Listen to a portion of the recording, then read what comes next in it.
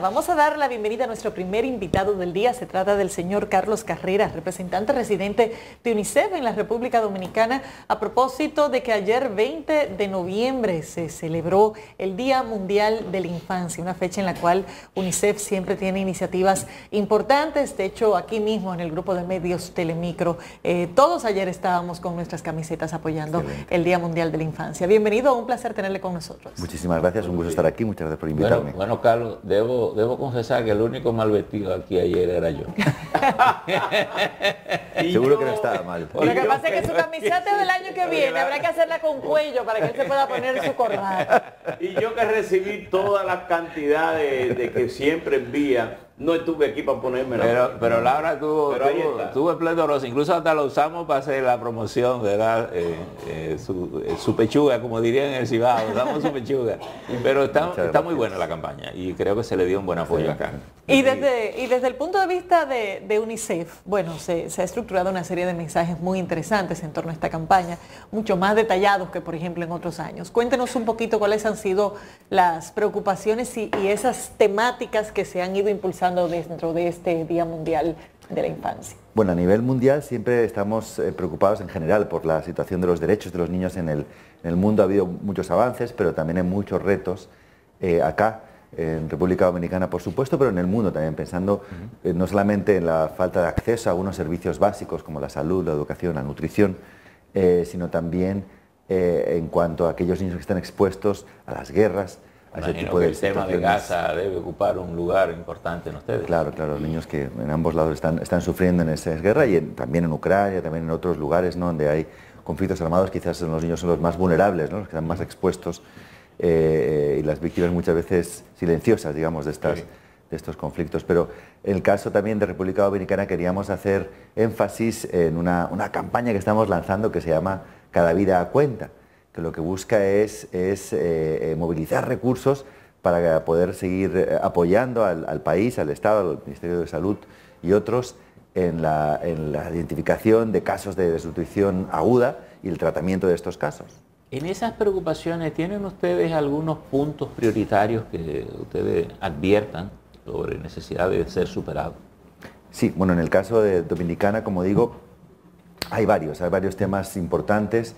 Algunos porque afectan a gran cantidad de niños, sí, y otros porque son particularmente severos. En cuanto a los que afectan a gran cantidad de niños, digamos que sobre todo la educación, si bien tiene una cobertura bastante amplia, una inversión interesante, todavía los niveles de aprendizaje, los niveles de resultados en cuanto al aprendizaje, sobre todo en español, matemáticas, no están siendo los mejores, ¿no? Entonces, creo que usted mencionó nutrición. El sistema educativo ha incorporado el sistema de desayunos, de merienda, almuerzo. ¿Eso no se ha superado o seguimos con un déficit a pesar de eso en una población importante? Sí. ¿Cuál es la información que ustedes tienen?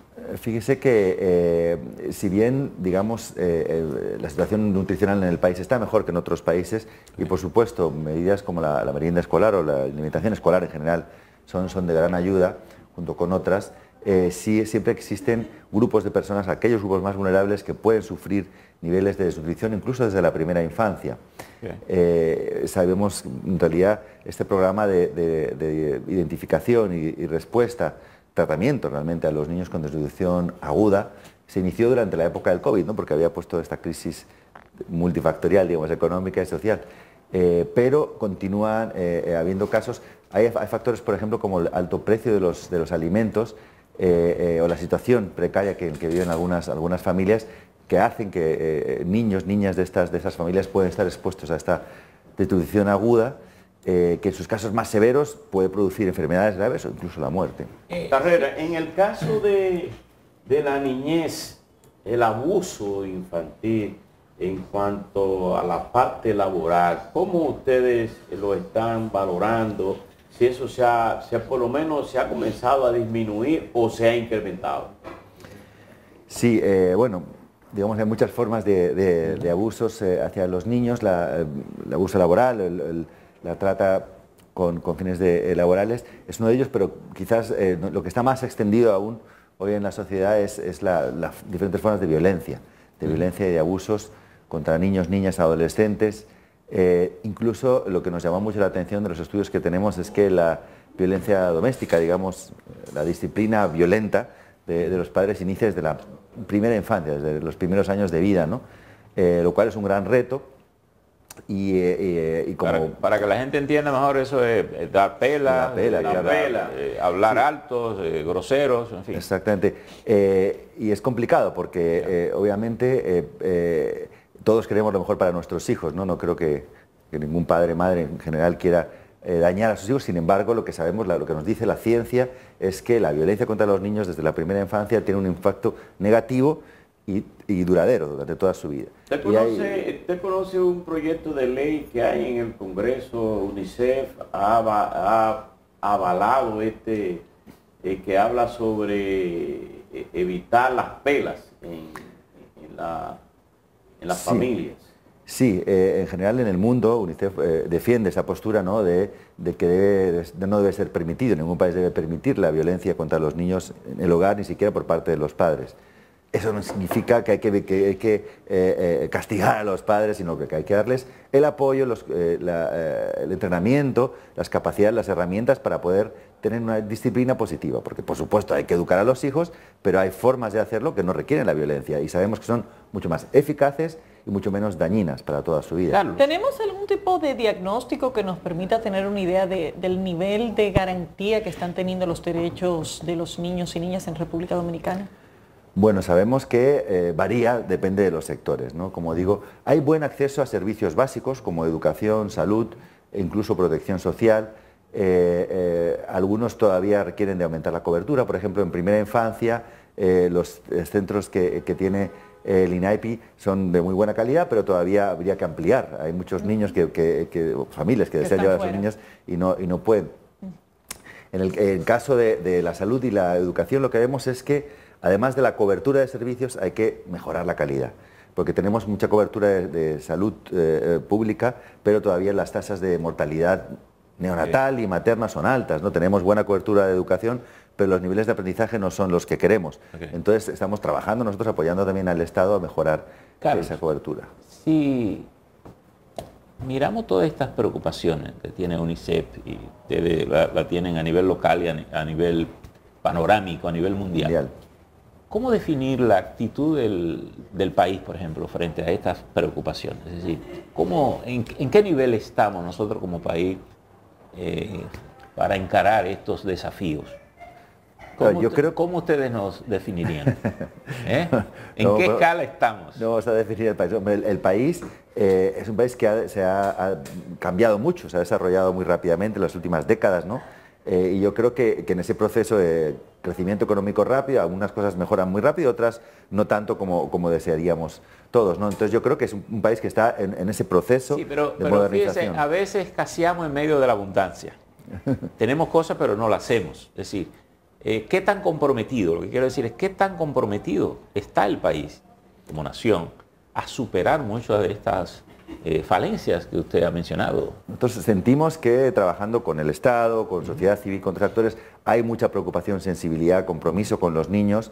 Hay temas en los que nos gustaría que hubiera más, pero en general sentimos que sí, que hay un compromiso, ha habido aumento de inversión, ha habido programas nuevos que se han lanzado, hay apertura por parte de las instituciones de escuchar los consejos o las reflexiones que tenemos. Sentimos que hay una buena receptividad por parte del Estado en particular y también con la sociedad civil con la que trabajamos en muchos ámbitos.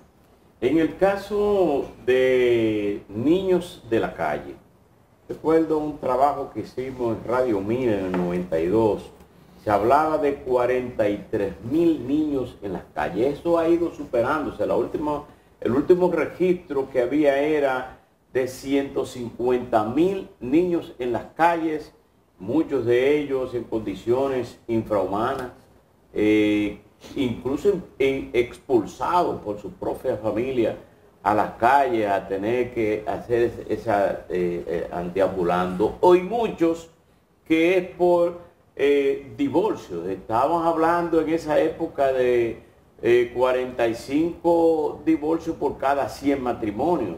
Eso se ha superado. ¿Cómo están estas estadísticas, si ustedes tienen detalles, para ver de cómo están las familias infuncionales en estos momentos?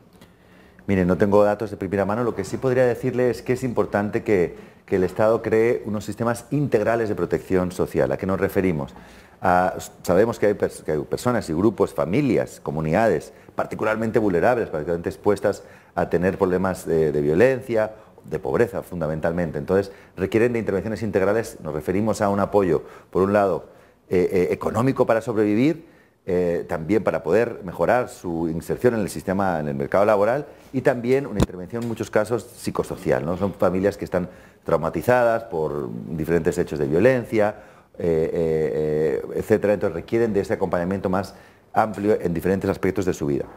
Y básicamente protegiendo a la familia, protegiendo a esa comunidad, es como vamos a proteger a esos niños y evitar que estén fuera de su hogar, que estén desprotegidos, expuestos y vulnerados. En sentido general, el fin de semana tuvimos unos acontecimientos terribles aquí en el país. Desde el punto de vista de respuesta de emergencia y de vulnerabilidad con este tipo de fenómenos, ¿cómo estamos a nivel de la infancia en República Dominicana? Tiene un buen sistema general de respuesta a las emergencias el país. Nosotros lo que estamos proponiéndole al país, al gobierno, es pensar un poco, tomar conciencia de que el cambio climático ya está aquí. O sea, que la frecuencia e intensidad de este tipo de fenómenos va a continuar, por desgracia, por lo menos las próximas décadas de este siglo. Entonces, sí, por supuesto, hay que tener preparación para responder, pero también hay que tratar de evitar que los impactos sean mayores. ¿A qué nos referimos? A que el sistema de salud, el sistema de educación, tiene que ser resiliente, tiene que estar preparado, porque va a haber más lluvias, va a haber más tormentas, va a haber más inundaciones. Entonces, ¿cómo evitamos que eso interrumpa la prestación de servicios de salud, interrumpa la prestación de servicios de educación, etcétera? ¿A qué nos referimos con servicios resilientes? Pues tienen unos aspectos de infraestructura, que tengan sistemas de electricidad autónomos por placas solares, el sistema de agua y saneamiento, que no se colapsen, que estén protegidos físicamente contra las riadas, etcétera, tanto centros de salud como escuelas, pero también los procesos de gestión interna, ¿no? Cómo se preparan, cómo se está capacitando a los prestadores de servicios y a los propios niños, en muchos casos, en las escuelas, etcétera, para estar prevenidos, etcétera. Entonces, un poco trabajar, creemos que el siguiente reto del país es trabajar fuerte en la prevención, pero sobre todo en la preparación y en la resiliencia de todo el país. En nuestro caso nos preocupa particularmente la situación de los niños. El Código del Menor que tenemos en el país, ¿usted cree que llegó el momento de hacer una reforma o de aplicar con mayor énfasis las leyes que están ahí? Ustedes desde UNICEF, yo sé que muchos de ustedes están nuevos, porque tuvimos una reunión en la ONU y el representante de la ONU actual hace como 2 meses nos reunió y nos presentó a cada uno de ustedes. Muchos son nuevos, pero supongo que ya han leído, tienen conocimiento de que el Código del Menor existe, si se está cumpliendo, si hay que reformarlo.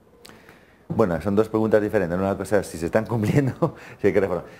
Sí, yo creo que se está cumpliendo en términos generales. Hay también necesidad de fortalecer algunas instituciones del Estado que tienen ese rol, ese mandato, ¿no? Como CONANI y otras, ¿no? Que tienen que tener más presencia, más capacidad de dar servicios, etcétera. Pero digamos que en eso estamos, ¿no? Trabajando con el gobierno para fortalecer esas instituciones.